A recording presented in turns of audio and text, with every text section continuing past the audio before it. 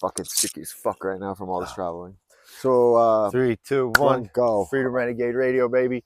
So last time we left you guys, we had just finished doing a very intense psychedelic called ibogaine down in Mexico and beyond. While we were down there, and actually we told you on the last podcast we were about to do something called 5meo-dmt from toad venom. It's also known as bufo, which is about a 15-minute trip where a lot of people report going, basically getting to jump into death, experience source, and come back out. Um, Before doing it, I guess neither of us knew what exactly what we were going to get into or what it was. But after the ibogaine experience and experiencing the medicine, the healing that comes with the ibogaine, I was a little nervous to do the bufo, but knowing that you're about to do another medicine was very intriguing. So we kind of want to tell you a little bit about how our personal trips went with that, and then maybe elaborate a little bit on how amazing Beond was. But do you want to start with what how your trip was for the 5meo?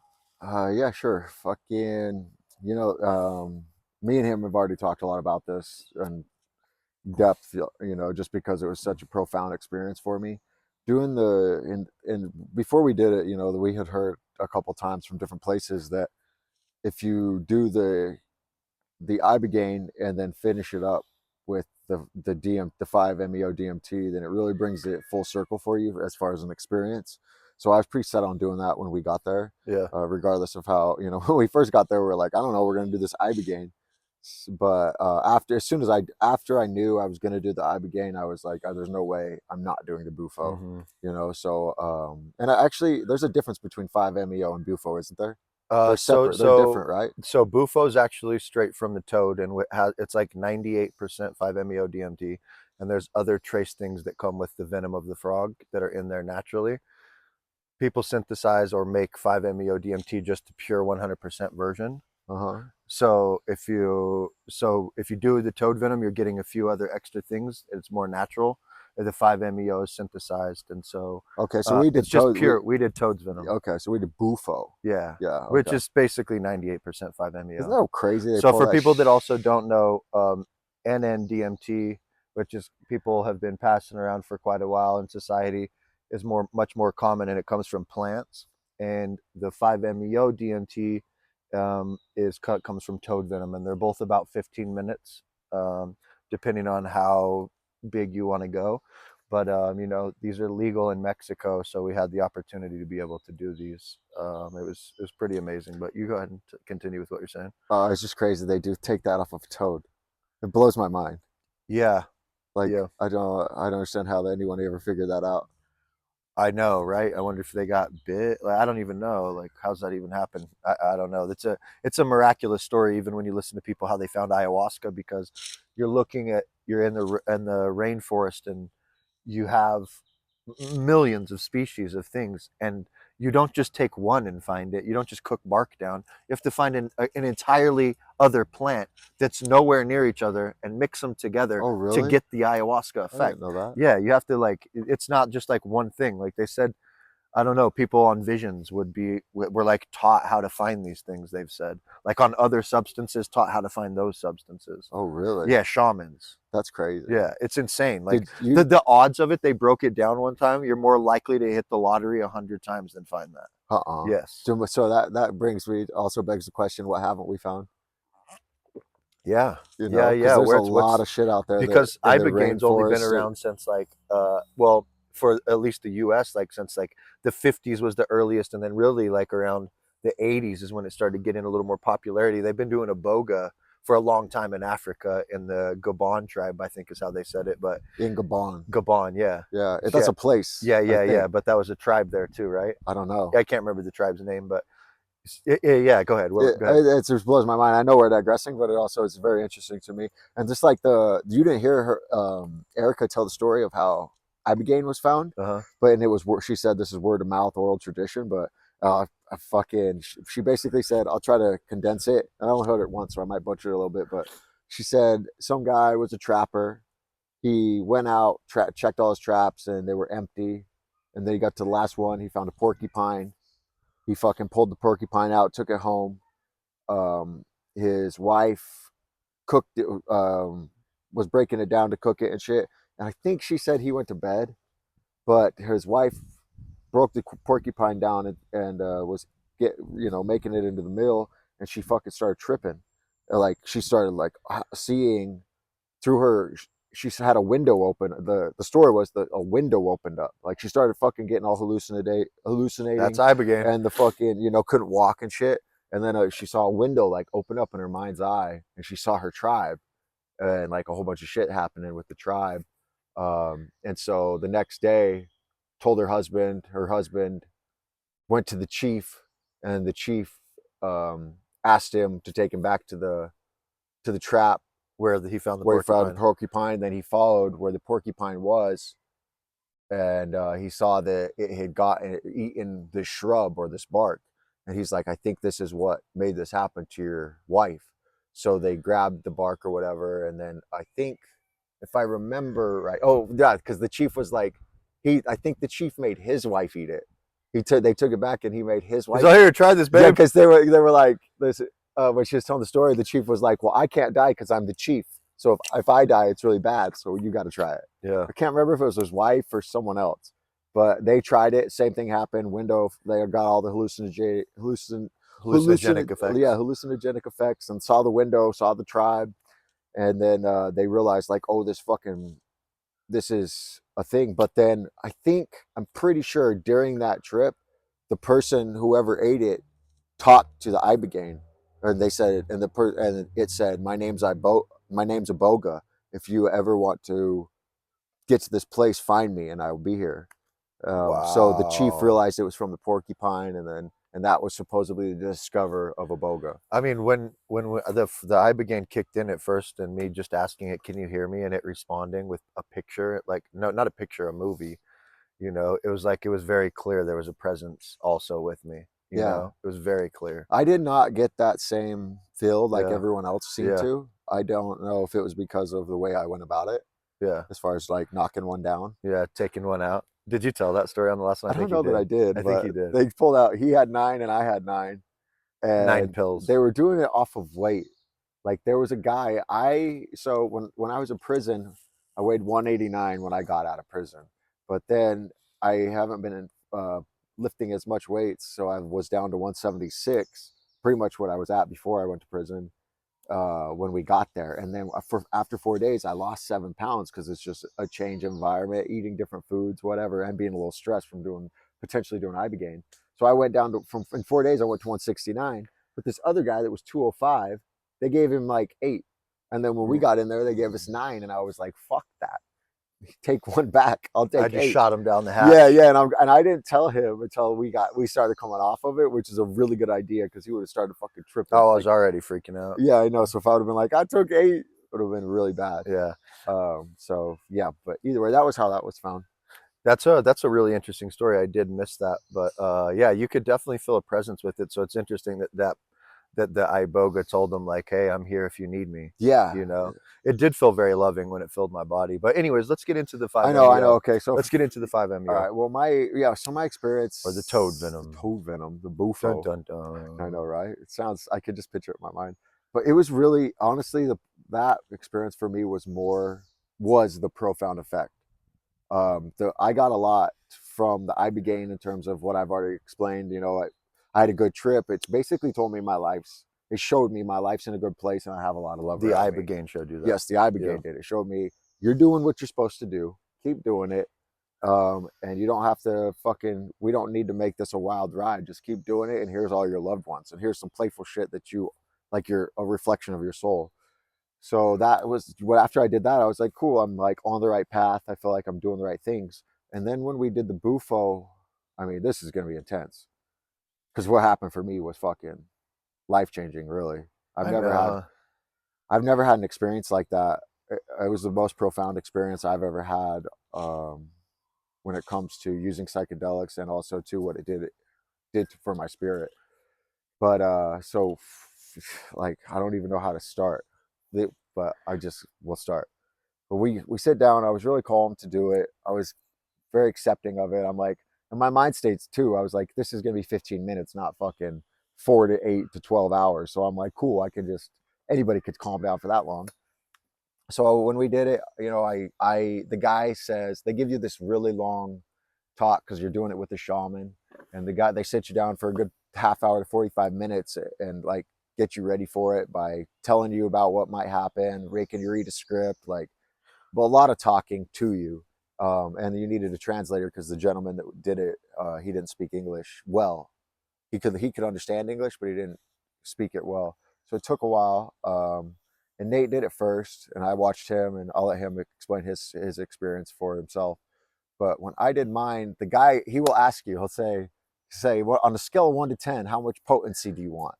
And when he asked that, you know, I'll let Nate Go ahead. tell you Go ahead. his shit. But for me, I kind of just meditated for a second. I was like, it's like with the ibogaine, I took one less. And I'm like, I want to make sure I get this experience, what I want to get out of it, you know. So I told him, I just sat with it for a second, and I was like, all right, I'm gonna do this. And I'm like, give me an 8. So the dude does this thing, gets it ready for me or whatever, and he administers the medicine.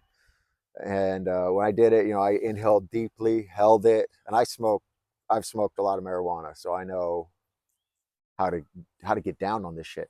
So I fucking hit it, held it, and then just lay back. And as I lay back, before I could even exhale it, you just feel the DMT kick in. My body turned into fucking clocks, like clocks, dude, just clocks for a moment. And I laid back, let out the air, and then it just went deeper into the experience of the DMT.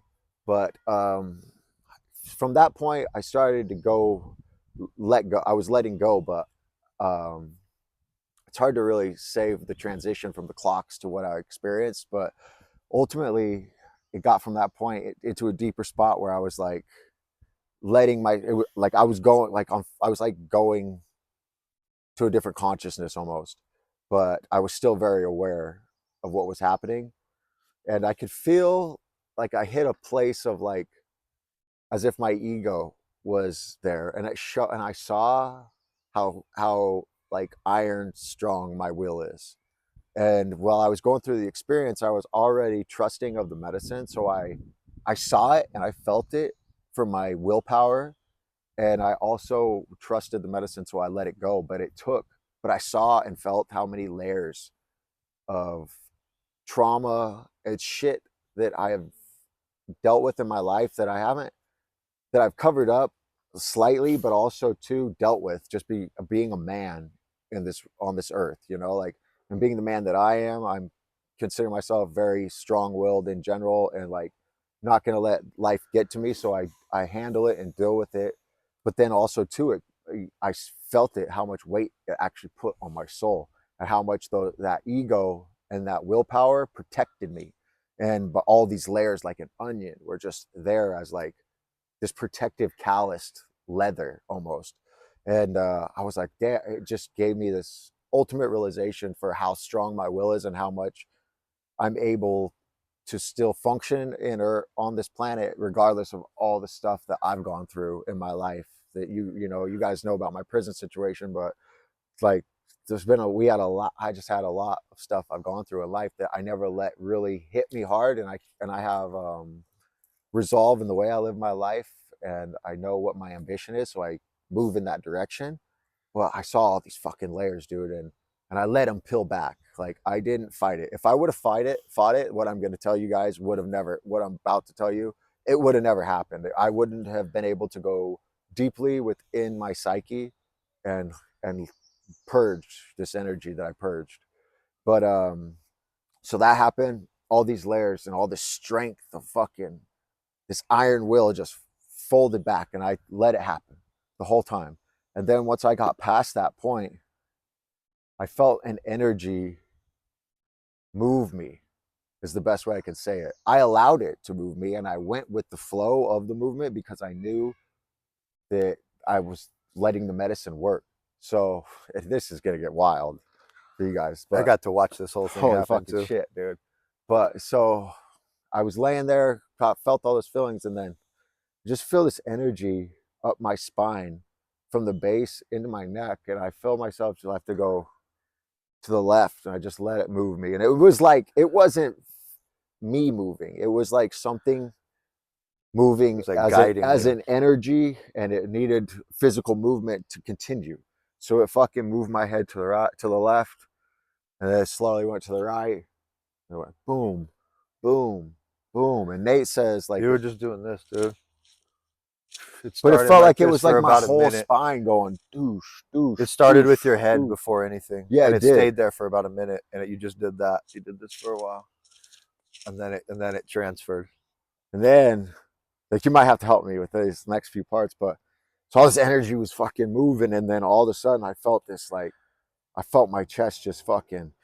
You started with the breath first. Was it the It was breath? the breath. You're like, Okay, I'm glad you watched it. and they did that just for like maybe 20 seconds, and then your whole body, your whole chest, dude. I can't even imitate. It was like, But it would be my chest and then my stomach, it right? was like, dude, It felt to me like it was going it was chest, multiple. stomach, Yeah, that's chest, what I'm saying. It's stomach. impossible to imitate. I don't even know. It was like this weird movement where it was just like doom, doom, doom, doom, and you're breathing hard, and it was like I could tell because I just got done with mine, so I knew what that it was literally medicine working in your body. So I was like kind of smiling, but watching it, I bet they were like, "Oh, what the shit!" Like kind of weirded out a little bit, but you could tell there was some like yogic, deep, like guided spiritual thing happening within your body that energy was being unlocked. It was like you could clearly tell it while it was happening. It was, I mean, your body was like not in convulsions, it was very controlled, but like it looked like a spiritual yogi that's doing like the breath of fire to unlock something within himself. Like it was intense to watch. Dude, it was intense to feel. But Yeah.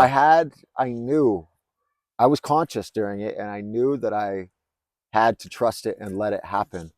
Um, and so all this shit, all that happened, and I let it happen. I let it work through me, and then finally calmed down, was like in my breathing, and then it took me even deeper into fucking what I'll call DMT land. You know, all the fractals, and it wasn't like NMDMT. It was like more of like a morphing feel of like my hands don't do it justice. So, but it felt like the sign of Pisces, just like two fish molding together into infinity.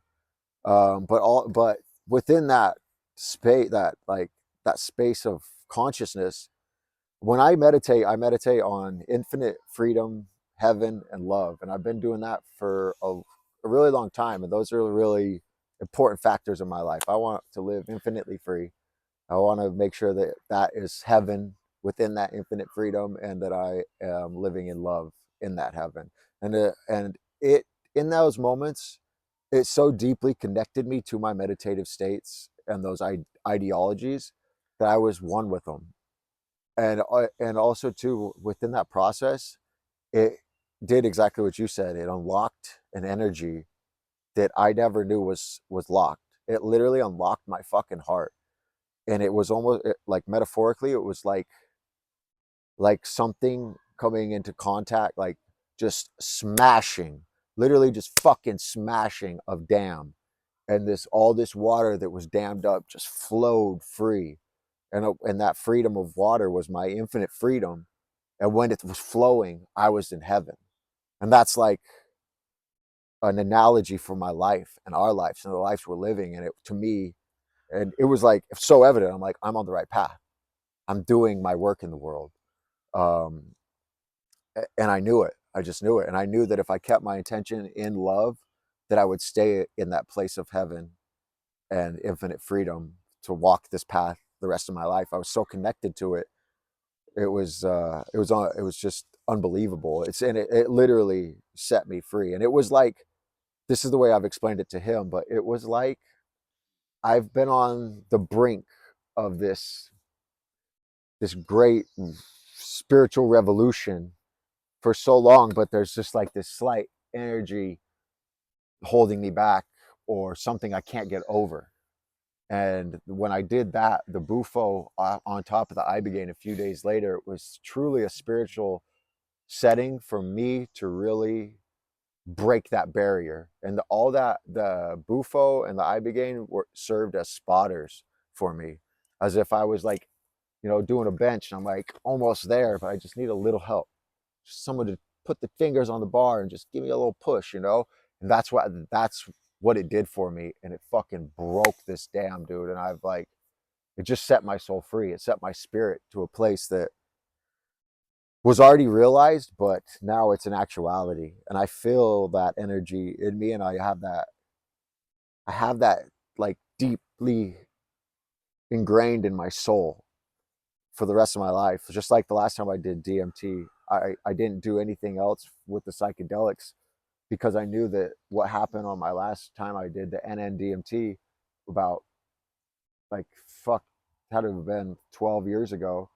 I took that and I walked with it every day in my life because it spoke to me so deeply. I knew that I had to implement it and I had to work towards this goal and this ideology in my life. So I really took it deeply as a spiritual fucking journey that I walked on. So now when we went to Beond and did all this, I really took it as a ceremony at Spirit. I'm like, we don't, this isn't a street drug, you know, this isn't something for me to do in the street. This is something for me to do under a safe environment so that I can truly know that everything's good and I can fucking go within and do this work. And I really truly could say that I did that. I went within and that fucking I changed it helped me change my life and also strengthen the resolve of what I'm gonna do within my life too. It was really powerful, profound, special, absolutely amazing. Like I never could have walked into that experience. When I walked into that experience of a Beond, I was like, we have the blessing and the pleasure, and I'm really grateful to be able to try this and to do this shit. But at the same time, I was like, I came to perform, and that's the primary reason. But you know, I didn't expect to get out of it what I truly got out of it. So I don't, you know, I'm almost at a loss for words for Really? what I got for it. Fuck you, dude. Yeah, it was awesome. It was really You powerful. must have just lost them all. I did. Yeah. I just feel like I almost can't do it justice in It's the impossible. explanation. These are the things with like especially tryptamines like that. Like you can never bring back words for something like that. Like even when you try to describe, like we saw the same thing of like you called it the Pisces, but really like it was the divine dance of perfection right in front of your eyes, and you could tell at the moment you see it, it's like literal perfection. It's kind of funny to me that like things like these are not very accessible because all the talk and all the philosophy that exists in the world of like religions, philosophers, like all that shit goes right out the window when you get into that space because you can have a real religious experience in literally 5 minutes rather than pretend and believe and try to go through this whole like facade of like religion and you know going to church. Like you can literally have an experience of the divine in 5 minutes with this stuff, you know. And it really was like there's nothing that even comes close to those that type of experience or that type of healing. Like for me when I did it, the both when I did the ibogaine and I did the DMT, in my head both times the words just medicine, medicine, medicine were vibrating through my whole body, just like reminders, like it's okay for this to happen, let this do its job and get out of the fucking way. Because when I did the ibogaine, I learned a lot about the whole thing was learning about the mind and learning how to like master the mind in a way. And so when I actually got into the DMT, to the 5meo, yours was like it seemed like it took you went through a process of the ego unraveling. For me, as soon as I smoked it and laid back and I saw the divine, I for one, it reminded me like this, there was this black and white thing just doing this dance like this, and as soon as you see it, you know it's utter perfection and it's literally the source of all life. And as soon as that happened, my mind ran into it like it's dancing, and my mind came into contact with it. And the mind isn't perfect. It's like it's perfect in what its function is, but it can't cross the threshold into the perfection because it itself is a part of time, and it's a part of limitation, and it's a part of memory. And this is a part of timelessness and eternity, like eternity. And so it runs into it. And as soon as that happened, I had the choice of like, it basically guided me, but I had the choice too of like, you can fight this. I've seen that thing so many times in my life and lifetimes. And so I was like, oh man, this again, like this, I know it's like, I get it. It's perfection. And as soon as I thought that, it's like, it unlocked something in me and it was like, enjoy, enjoy. And as soon as it did that, I just went, it was like a 2-second process too, that this happened. It was like, all this is going on. I just went, boom, just let go. And from that moment, I went into a timeless space where there was literally no time. I wasn't sure how long I'd even been gone when I got back, and it was probably minutes. But ev- my experience of myself disappeared. Everything completely just, I just dipped into it, and something in my heart unlocked, and it was like the whole message was like I could still feel it in my body right now. It was just like, enjoy. You were fighting with perfection. Like, enjoy the dance of what this whole world and the universe and the celebration that goes on every moment, every single place in all of existence. You know, it was just like, and then immediately, like, I didn't know if I cried or what was going on, but I just busted up laughing on the Yeah, you outside. were laughing. I was just cracking up apparently, but it You was like, were, dude. it was just like, oh, it was like utter relief. Like, dude, you forgot how to enjoy. You got serious, you know, like life is like, it just unlocked enjoyment within my whole body. And I just smiled and laughed, and it came out. And then after a few minutes, when you went into yours, I was so happy. Tears were just running down my face. You know, it was just like, it unlocked a part of myself that had been locked for I don't even know how long, but it found it, did it on its own, and all I had to do was just trust the medicine. It was just like, let it happen. And again, like, the fact that people can't have this experience and are arguing over whose God is right, and it's like, all you got to do is 5 minutes of this shit, and you don't have that argument anymore. You realize it's like, we all come from the same place. We're all this beautiful divine dance that's manifesting itself through all of existence, and everything that's happening to you is divinely timed for you to learn and become better, for you to become more of your higher version of yourself. It's like a paradox between, like, the fact that you can see means you're already total. Like, it's like there's a part of you that's already the perfection, but there's also the part of you that's in the experience of life, and a part of the limitation, and can grow. Even though this never needs to grow because it's perfect, it's perceiving itself growing through maturity and the willingness to trust the dance of the play of life. You know what I'm saying? Like, so there's two aspects. You got two coins. You're like perfect, and then you have the part that's can mature and improve and trust the process of time and life. And it's just like, it just was a very deeply religious experience for me, you know. I do. And the ibogaine, it wasn't so religious for me. It was more of a master class on my own mind, but that was because I was fighting it so hard. So when I did the 5meo, I already had fought with myself so hard I wasn't going to do it again. And so it just like, boom, instantly right into it. And I was like, it was beautiful, man. Both of them were so worth it, but from a spiritual perspective, I got a more out of the 5meo. I definitely got the fucking groundbreaking experience off the 5meo, but they both served a purpose. Yeah, They both definitely served a purpose, and I do agree with what I had heard prior to going into the experience, that the ibogaine, that the 5meo or the bufo ties it all in together. yeah, And it really did for me too. yeah, And one thing that I think is interesting about the experience that we went through and what's happened, like, because since then we performed a Connection Music Festival 2 days ago. We did the show after we did the ibogaine, and I went back to work at Whole Foods for a couple days prior to going to play Connection, and I've talked to a handful of people already that have like told me, like, my energy is different. It feels lighter. Like, and I, like, sometimes you go through shit like this, you're like, oh, I feel different. But then when you go into the world and people kind of reaffirming it around you, you're like, oh, I don't, maybe, like, I don't know, what are you seeing?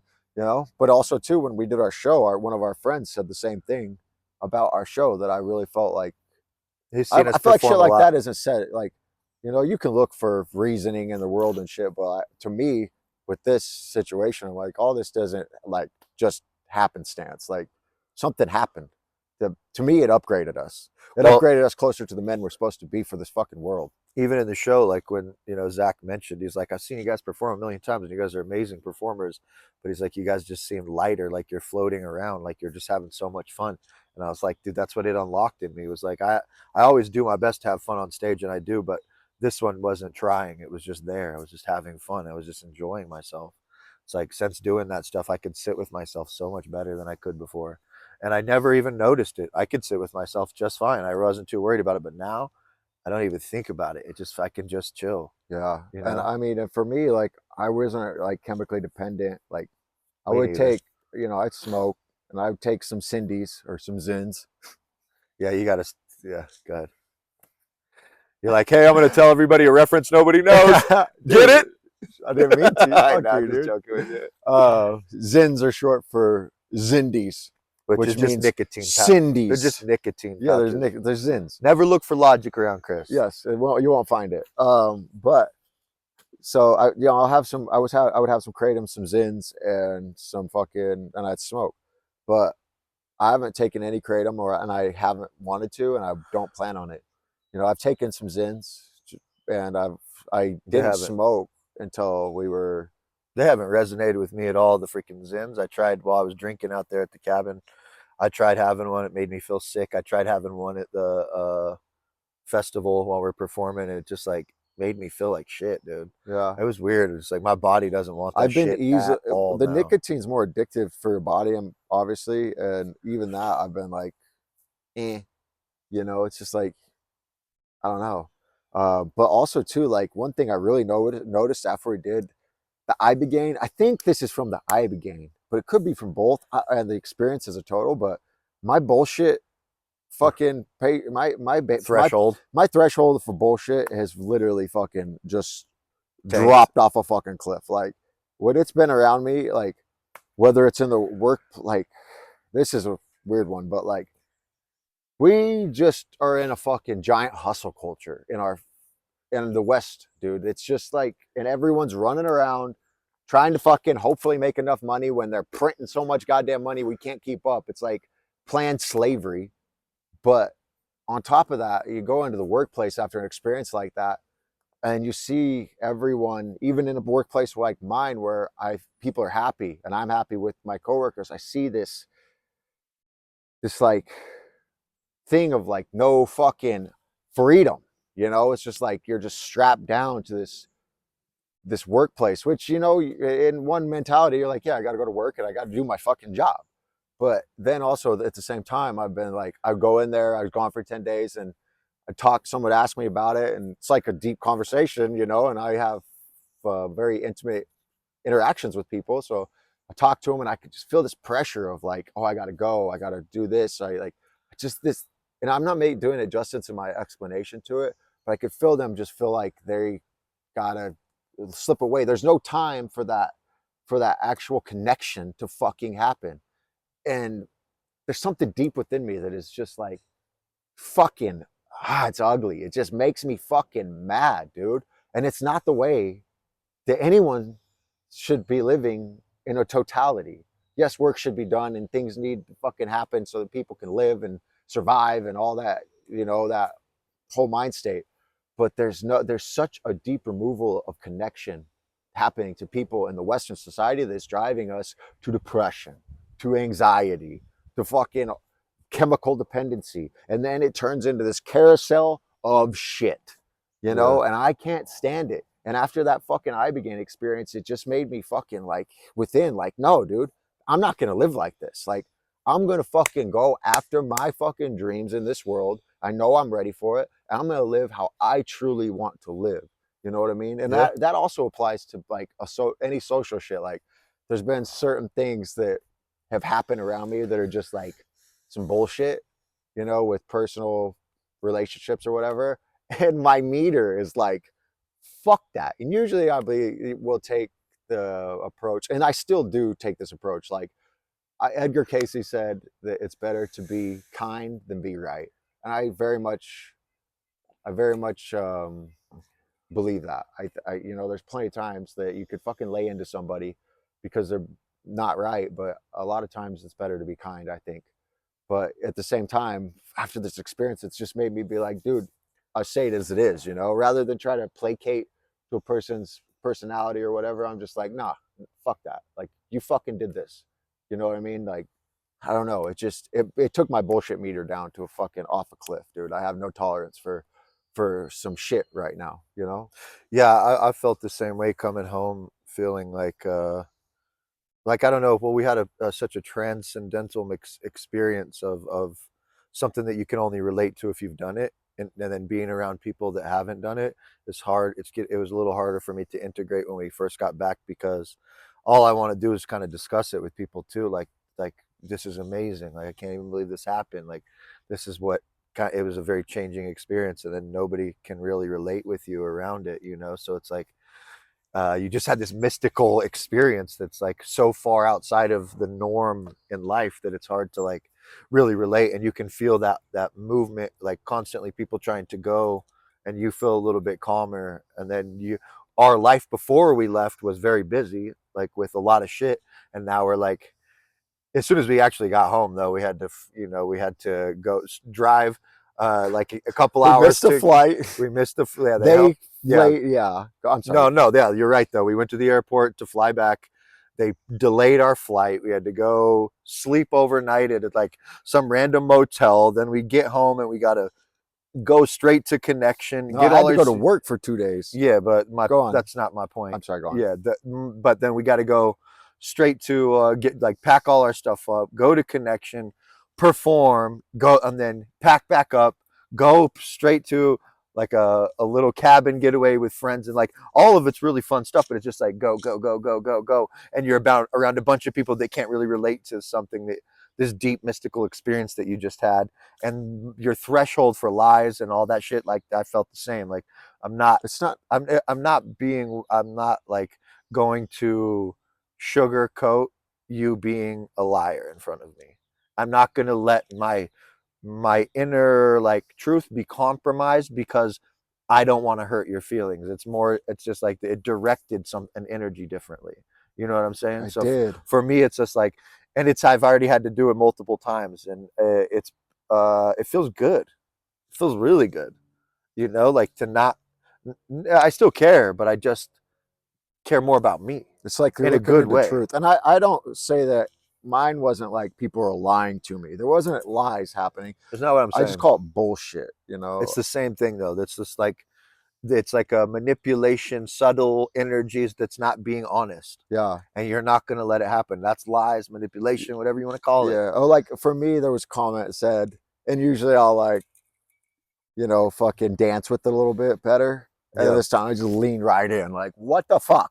yeah, Like, I don't know. That's like what's happening after the post, but I do take it as a good thing too. But also, too, I've really noticed that people are taking a deep, deep, deep interest in our experience for their own health.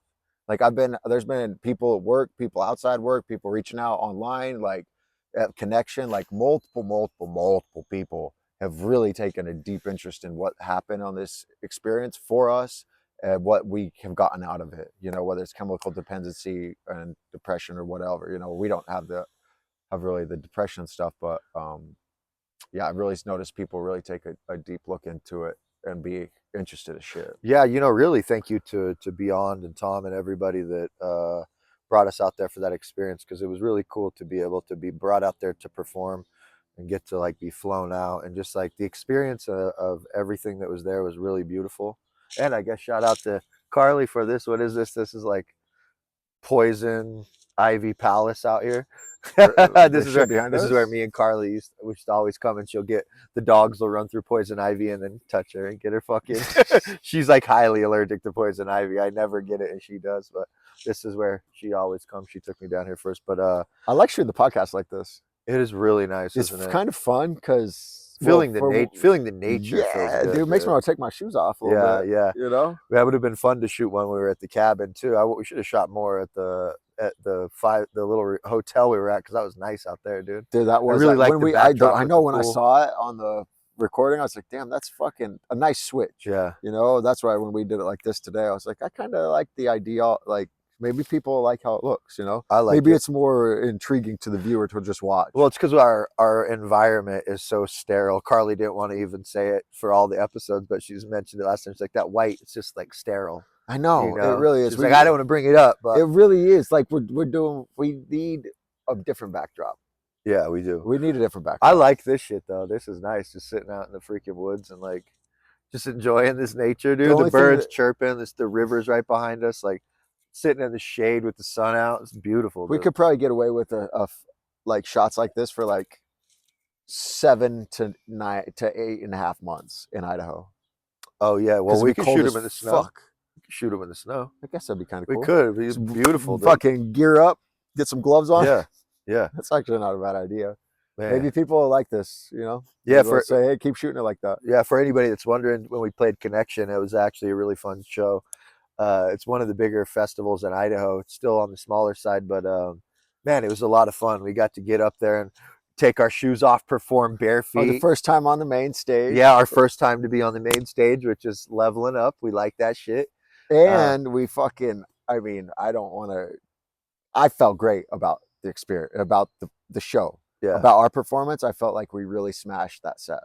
Like seriously, we did, dude. We really did. We brought people in. Like people were engaged in what we were doing. How you know what I mean? It was like I was super happy with it. yeah, it was fun too. You hiked in with all the merch.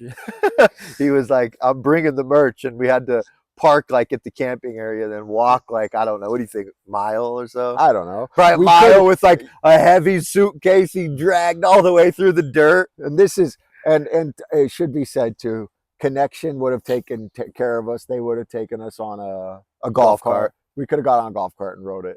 I did. I just packed my shit in. I didn't even think But about it. yeah, I didn't consider it too much at the beginning. But after that guy told us on the way back, he's like, if you guys want to, just let me know, and we'll get your golf cart and go back. Yeah. They took care of you. Great festival, by the way. Sam and Billy, you guys did an amazing job. Thank you for having us too. That was a blast. I had a good time. I really did too. Yeah. I enjoyed it. I like the energy there. A lot Yeah. of good people just trying to have a good time, you know. Yeah, I want to remind everybody too, if you ever guys want to go to Beond, where we did in Cancun, and do the ibogaine because you're struggling with addiction, there is a sliding scale of what they call scholarships. So it is expensive. It's like $10,000 a person, but if you're really struggling, if you contact them, they will pass you to the team of like their board, their chairman, and they make a decision between the three of them of how much of a percentage they could give you off to get you there to do it. They genuinely do care, but you have to think about how much money goes into their staff, how much money goes into keeping like doctors, nurses there 24/7. They got a massive facility that they're renting out to take care of all the people, make sure they can stay in a really nice resort. They got to feed you every day. So just don't forget that there is a scholarship program that you can get percentages off, up to 90% sometimes. So, if you're struggling with addiction, this stuff will really help you guys. And the only thing it doesn't help with is benzos, but I've heard other people say they actually got off benzos after doing that treatment. So Oh, really? yeah, Okay, there was somebody there that mentioned their friend got off benzos doing that's the good. treatment. That's really good to hear. Yeah, It's a beautiful thing that we got to do, and I really feel grateful and blessed, you know. yeah, And I'm glad to lead this path in life. yeah. Hopefully, it can help people. It That's def you know, it fucking changed my goddamn life in a very quick manner, for the better. Then I didn't expect that to happen. I went to perform and participate, but I did not expect to get the impact that I did. So that's nothing but a plus. But hopefully, by the work we do, it maybe if even one fucking person ends up cleaning bettering up their their life. life through something like that because of this information, then we're doing our job. Well, and it's one thing that like we kind of explained on the last one, but when you do the ibogaine, instead of going through 3 to 4 weeks of serious withdrawals to get off opiates, you can process it all in about 12 hours, and you get to do the trip. It's cleaning your receptors in your mind, so you're not addicted to your brain isn't craving a substance anymore, and in 12 hours your body's flushed out and clean. And it, to me, everybody I've watched that went through it, we didn't go in there with any addictions to opiates, and the people that did, our experiences were very similar. You're not like going crazy. It's not super intense because you're getting yourself off those opiates. The only thing I heard that was a little different than ours was like their bodies got really hot, and mine got hot but not like crazy hot. But you go through the same thing whether you're on them or you're off. So it's very worth going in there and just taking 12 hours, getting yourself clean. When you see people come out of there that have been addicted for so long, you see their face got color back in it. Their eyes aren't so dark. They got a smile on their face and they feel good because they feel prepared to walk through the world without that addiction now and not have to go through, 3 to 4 weeks of like serious withdrawals.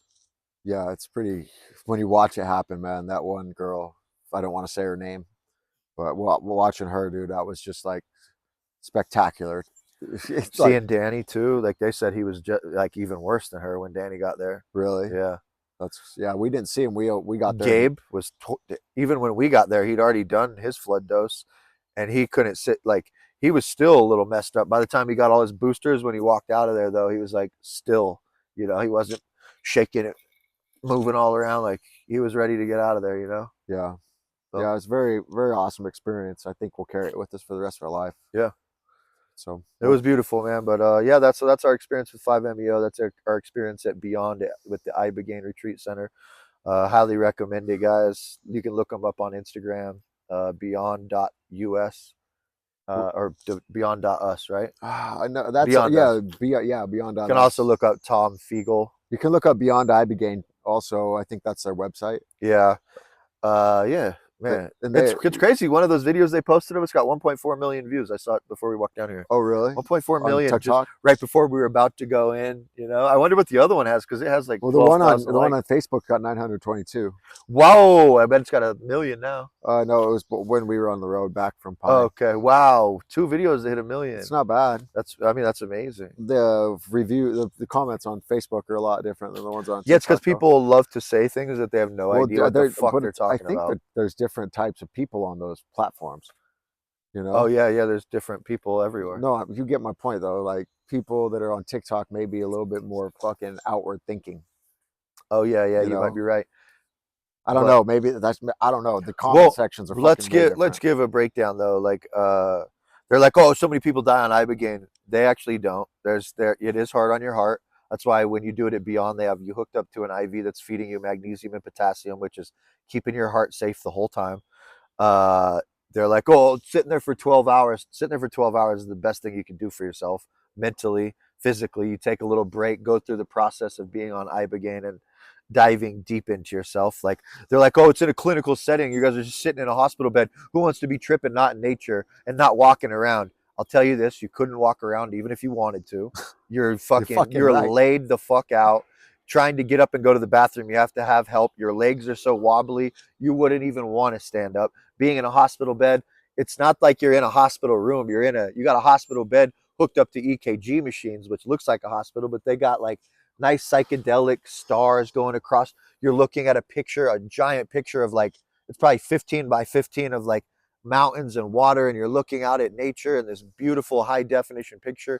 They got it set up well. Like, and you got a nurse right in front of you watching over you that knows exactly how to trip sit. She doesn't interrupt. All she does is help you. She stays focused on what she's doing unless you need help. It's fantastic. Hilda, Deanna, appreciate you, ladies. Yeah, everybody there. You guys are seriously amazing. Like that experience, our nurse was Ilda, and I couldn't have felt more cared for in my entire life. Like as far as like just tripping, she did a good job of staying out of the trip while if you needed help coming and helping you while you're throwing up, she's like patting your back while you're like you can't get the headphones working. You're like you can't get the words out. Even like your headphones. I know. I take my headphones off and be like, Ilda, is the music playing? Yeah, I didn't even know because everything's like I'm like, dude, I couldn't even for like 3 times. Like I would turn it down on accident too, but I'd still hear shit. And your ears are just doing weird fucking things. I just pull it off and be like, can you tell me if music's on? Yeah. Like I have no fucking idea what's happening.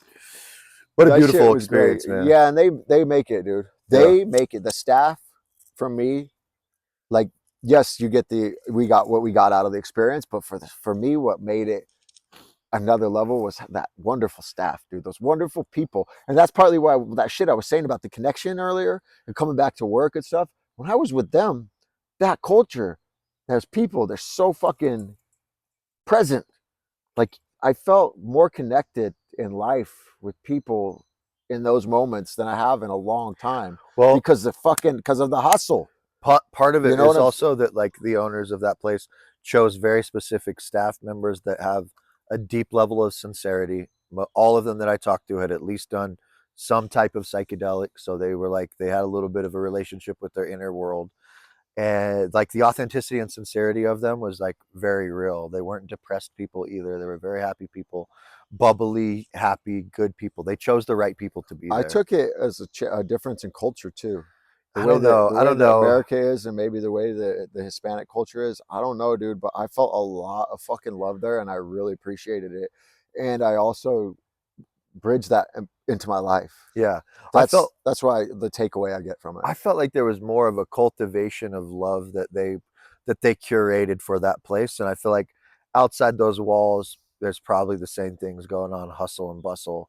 But that place was just like a little vortex of like love. Yeah, I agree too. Then I was curious about that. I'm like, I got to get outside and I'll see. tell you this, they can't drive for shit. Like, it is insane to watch that. Apparently, they told me while I was there, like one of the ladies that did aqua therapy was like, "Oh yeah, I've been hit twice on my moped because here you don't have to take the test. You can just pay somebody and they'll give you your license." Yeah. I'm like, "Oh fuck." That makes so much sense because on the way here and on the way out, everybody I was watching just cutting people off. Like, you're supposed to be turning like this, and they just jump right in front of you and pause your car. You're like, "What are you doing?" Imagine being in India or Yeah. Oh China, yeah. dude. Yeah. Fuck, bro. Yeah. I mean, everything's got their pluses and minuses, their takeaways, and fucking ups and downs. Yeah. Nothing's perfect, but I was very, very happy with those people. I really, very much fell in love with them, and I'll hold that experience with them in my heart for a really long time, forever, dude. I like the greatest staff ever, man. I love those people. So, is this our 10th episode? I don't know. I think the last one was 9. I think this is 10. How many does people make it to? 4? 90. If I want to say 92% don't get past 20, and 99 don't get past 21. Wow, we did 74 before. Yeah, but and yeah, we weren't getting very many views. We still made it that far. Yeah. So I guess this is episode 10 of Freedom Renegade Radio Podcast. And technically 84. Yeah, right. But do you want to talk about the fight last night? Oh yeah, we can if you want. I mean, I don't know how you want to check the time, maybe, or sure. Let me look. Thank you, everybody, for checking us out. 51 minutes. Okay, cool. If you guys have probably made good. it this That's far, probably good. Appreciate you. I feel like the topic of the you want to keep it. You want to keep the it on topic of the podcast. We keep it all in one place here on this one. Maybe we'll talk about the fights in the next one. I don't care what we do. Okay. Yeah, I'm cool with I think that's good. I think that's probably perfect. Okay, cool. Well, hopefully you guys enjoyed the podcast. Hopefully you like the backdrop. If you guys have any input on the way we're filming it, don't hesitate to leave some comments on YouTube or whatever. Thanks for checking us out. We're Freedom Renegades. We're doing an album release party for my brother's new album in Boise, July 27th. If you guys want to come to it, we're doing it at the Reef in downtown Boise. We would like to sell it out. That's all there is to it. So if you guys are in the area, or if you guys support us and would like to come check us out, please don't hesitate to come out. We'll show you some love. We'll have a bunch of merch and a whole bunch of good shit to play. So it's nothing but love. And Billy and the Applesauce Kid. Billy and the Applesauce Kid back again, motherfucker. Salute.